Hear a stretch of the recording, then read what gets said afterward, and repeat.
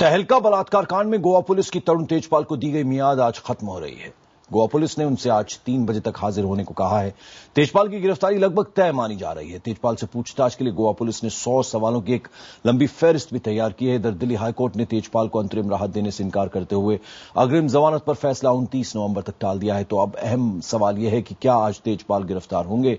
इस बीच पीड़ित लड़की का एक ईमेल सामने आया है जिसमें उसने तरुण तेजपाल के ईमेल का जवाब दिया है। पीड़ित ने मेल में तरुण तेजपाल की हर बात का जवाब दिया है। उस रात की बातचीत किसी गंभीर मुद्दे पर नहीं थी। आप सेक्स और इच्छा के बारे में बात कर रहे थे, क्योंकि आप अक्सर मुझसे इस तरह की बात करते थे। अफसोस है कि आपने कभी मेरे काम के बारे में बात नहीं की। इससे पहले आपने मेरे साथ कभी गलत हरकत नहीं की, क्योंकि आपको पता था कि मैं चुप नहीं रहूंगी। इससे पहले आपने जिस शाम का जिक्र किया है, उस दिन क्या हुआ बताती हूँ। मैं एक रेप पीड़ित की स्टोरी पर आपसे बात करना चाहती थी। ने मुझे आपके केबिन में जाने को कहा। मैं जब अंदर दाखिल हुई तो आप सोफे पर लेटे हुए थे और बत्ती बंद थी। मैंने आपसे लाइट ऑन करने के लिए पूछा तो आपने मना कर दिया। आप सोफे पर लेटे रहे। मैं पास ही कुर्सी पर बैठ गई और रेप पीड़ित की स्टोरी सुनाई। काश आपको याद होता कि मैं उस शाम आपसे प्रोफेशनल वजह से मिलने आई थी, लेकिन आपको तूफान और गरजते बादल याद हैं। और निशात शमसी हमारे वरिष्ठ सहयोगी इस वक्त गोवा में मौजूद है। निशात, आज 3 बजे तक की मियाद है तेजपाल के पास, आज उन्हें पेश होना ही है।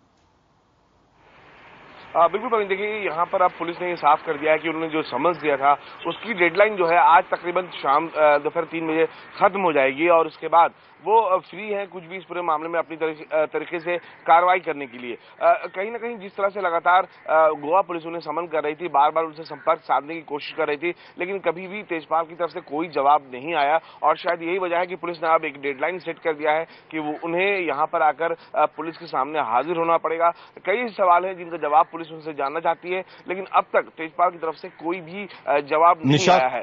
वहीं दूसरी तरफ कल तकरीबन 9 घंटे का जो पूरा बयान दर्ज हुआ है ऑन कैमरा, उसके बाद पुलिस ने एक पूरा क्वेश्चनर तैयार किया है जो तरुण तेजपाल से पूछना चाहती है। कई ऐसे सवाल हैं जिनका वो जवाब जानना चाहती है और यही वजह है कि वो लगातार उनसे संपर्क साधने की कोशिश कर रही है। हर तरीके से उनसे संपर्क साधने की कोशिश की गई है, लेकिन उनकी तरफ से अब तक कोई जवाब नहीं आया है। पंकज, अब ये जो नया ईमेल लड़की का पीड़ित का सामने आया है निशात, उससे कितनी मुश्किलें और बढ़ सकती हैं तेजपाल की?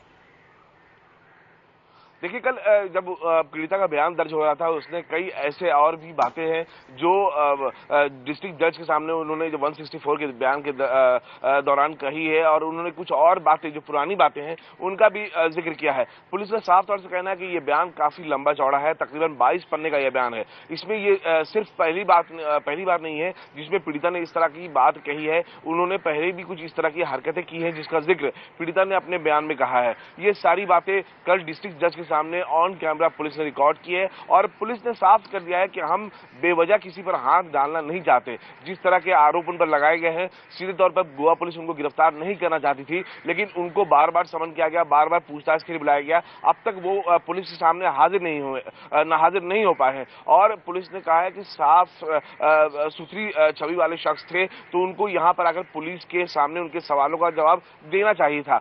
कल जो पूरा बयान दर्ज हुआ है उसके बाद पुलिस का यह भी मानना था कि पहले उनकी जो प्रायोरिटी थी कि तमाम जो सबूत हैं उसको जुटा लिया जाए और उसके बाद ही तरुण तेजपाल से पूछताछ की जाए और यही वजह है कि वो पहले सीधे तौर पर उनको बुलाना नहीं चाहती थी। जब लेकिन कल पीड़िता का बयान दर्ज हो गया और उसके बाद से पुलिस ने काफी हद तक सख्ती बरती है और उनका साफ तौर से कहना है कि अगर 3 बजे के बाद वो नहीं आते हैं तो पुलिस अपने तरीके से कार्रवाई करेगी और इस मामले में जो भी मुमकिन होगा वो अपने तरीके से करते हुए आगे बढ़ेगी कार्रवाई में। बिल्कुल, तो जैसा कि हम जानना चाह रहे थे निशात शमसी से कि एक और ईमेल जो पीड़ित लड़की है उसका सामने आया जिसमें उसने तेजपाल के कई सवालों के जवाब दिए हैं। आइए आपको सुनाते हैं क्या कुछ है उस ईमेल में। उस रात की बातचीत किसी गंभीर मुद्दे पर नहीं थी। आप सेक्स और इच्छा के बारे में बात कर रहे थे, क्योंकि आप अक्सर मुझसे इस तरह की बात करते थे। अफसोस है कि आपने कभी मेरे काम के बारे में बात नहीं की। इससे पहले आपने मेरे साथ कभी गलत हरकत नहीं की, क्योंकि आपको पता था कि मैं चुप नहीं रहूंगी। इससे पहले आपने जिस शाम का जिक्र किया है उस दिन क्या हुआ बताती हूँ। मैं एक रेप पीड़ित की स्टोरी पर आपसे बात करना चाहती थी। ने मुझे आपके केबिन में जाने को कहा। मैं जब अंदर दाखिल हुई तो आप सोफे पर लेटे हुए थे और बत्ती बंद थी। मैंने आपसे लाइट ऑन करने के लिए पूछा तो आपने मना कर दिया। आप सोफे पर लेटे रहे। मैं पास ही कुर्सी पर बैठ गई और रेप पीड़ित की स्टोरी सुनाई। काश आपको याद होता कि मैं उस शाम आपसे प्रोफेशनल वजह से मिलने आई थी, लेकिन आपको तूफान और गरजते बादल याद हैं। ये एक ईमेल और सामने आया। जाहिर बात है अब इससे और मुश्किलें बढ़ती हुई तेजपाल की नजर आती हैं। वैसे आपको बता दें कि आज जो गोवा पुलिस की तरफ से मियाद दी गई थी तेजपाल को, तरुण तेजपाल को, वो आज 3 बजे खत्म हो रही है और उसके बाद गिरफ्तारी भी मुमकिन है। अब ऐसे में देखना होगा कि क्या आज चूंकि पुलिस के सामने पेश होना है तो क्या वो जाएंगे।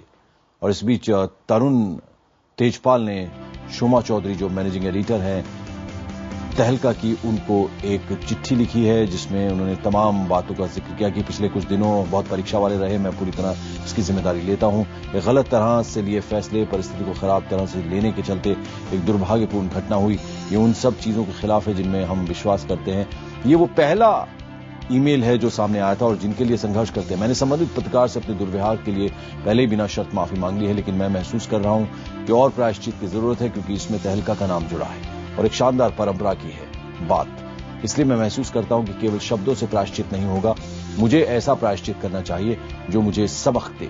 इसलिए मैं तहलका के संपादक पद से और तहलका के दफ्तर से अगले 6 महीने के लिए खुद को दूर करने की पेशकश कर रहा हूं। यानी ये वो पहला ईमेल है जो सामने आया था जिसमें उन्होंने बाकायदा अपने आप को 6 महीने तहलका से अलग करने की बात कही थी। इस ईमेल के सामने आने के बाद, जो इससे पहले हम जिस मेल का जिक्र कर रहे थे, उसके बाद तेजपाल की मुश्किलें और बढ़ गई हैं क्योंकि इस मेल में पीड़ित ने तेजपाल पर न सिर्फ आरोप लगाए बल्कि उनकी सोच पर भी सवाल खड़ा कर दिया। अब सबकी नजर इस बात पर है कि आज 3 बजे के बाद क्या होगा। आज 3 बजे पेश होना है तेजपाल को गोवा पुलिस के सामने और जब गोवा पुलिस को दी गई मियाद खत्म हो रही है 3 बजे।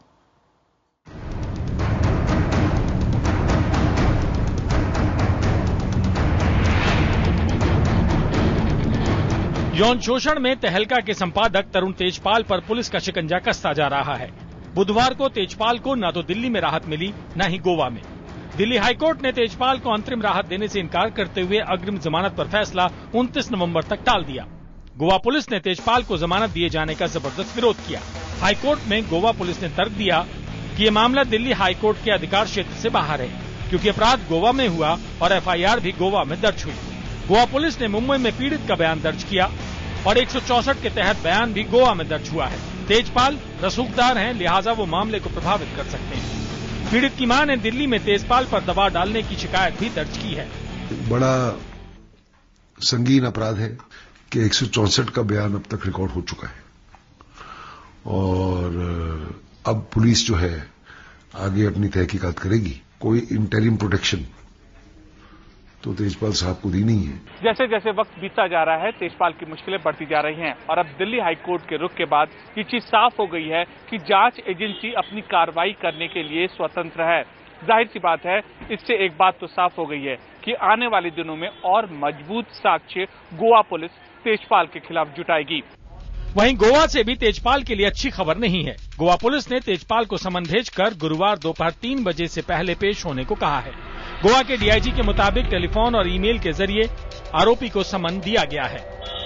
The investigating officer is summoning the person involved in this case and asking to appear. इससे पहले बुधवार तड़के पीड़ित पत्रकार को लेकर पुलिस मुंबई से गोवा पहुंची और सुबह करीब 10 बजे गोवा में फर्स्ट क्लास जुडिशियल मजिस्ट्रेट के चेंबर में पीड़ित का करीब 7 घंटे तक बयान दर्ज किया गया। पूरे बयान की वीडियो रिकॉर्डिंग भी की गई। इससे पहले मंगलवार को मुंबई में पीड़ित से करीब 8 घंटे की पूछताछ में गोवा पुलिस ने 22 पन्नों के बयान का खाका तैयार किया। सूत्रों के मुताबिक गोवा पुलिस अब क्राइम सीन को रिक्रिएट करेगी। इसका मकसद तमाम कड़ियों को जोड़ना है और तेजपाल के खिलाफ केस को और पुख्ता करना है। कल जो उसने पुलिस के सामने कहा वो भी इम्पोर्टेंट था और केस को और मजबूत बनाने के लिए ये भी बहुत ही इम्पोर्टेंट है। Tehelka is history now, it's over.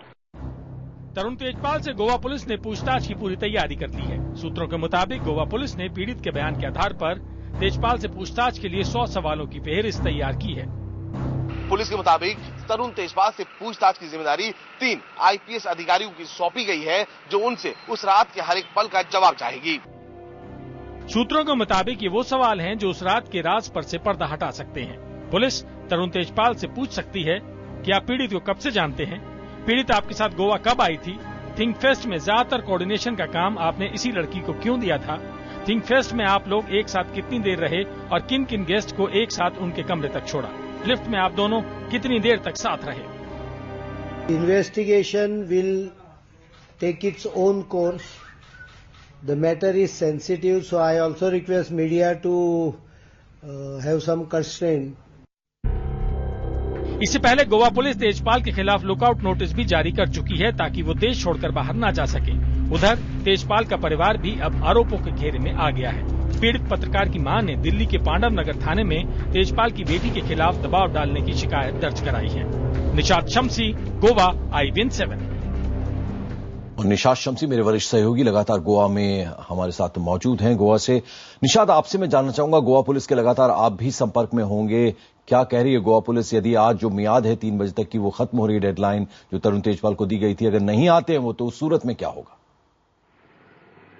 बिल्कुल, देखिए एक बात साफ कर दूं कि जो गोवा पुलिस है उसने ये साफ कर दिया है कि कल से लगातार तरुण तेजपाल से संपर्क किया जा रहा है, लेकिन अब तक उनकी तरफ से कोई जवाब नहीं आया है। उन्होंने उनके घर पर फोन किया, उनके दफ्तर में फोन किया, उनको ईमेल के जरिए इन्फॉर्म किया गया और साथ में यहां से एक स्पीड पोस्ट के जरिए उन्हें इस बात की जानकारी दी गई है कि उन्हें यहां पर आज 3 बजे तक हाजिर होना है, लेकिन उनकी तरफ से कोई भी जवाब नहीं आया है। रही बात कार्रवाई की, पुलिस ने ये साफ कर दिया है कि अगर तेजपाल आज नहीं आते हैं तो वो आगे की कार्रवाई करेगी। मतलब साफ है कि अब पुलिस उनको सीधे तौर पर गिरफ्तार भी कर सकती है, क्योंकि जिस तरह की प्रोटेक्शन की उम्मीद थी उनको हाई कोर्ट से, वो उनको मिली नहीं है और पुलिस ने भी उन्हें काफी ज्यादा वक्त दिया था कि वो यहां पर आए और अपनी बात कहें। लेकिन जिस तरह से वो लगातार पुलिस के सवालों से बचने की कोशिश कर रहे हैं, बिल्कुल उनके सवालों का जवाब नहीं देना चाहते। चलिए निशात, आप नजर बनाए रखिएगा, वक्त वक्त पर हम आपके पास आते रहेंगे ताजा अपडेट के लिए।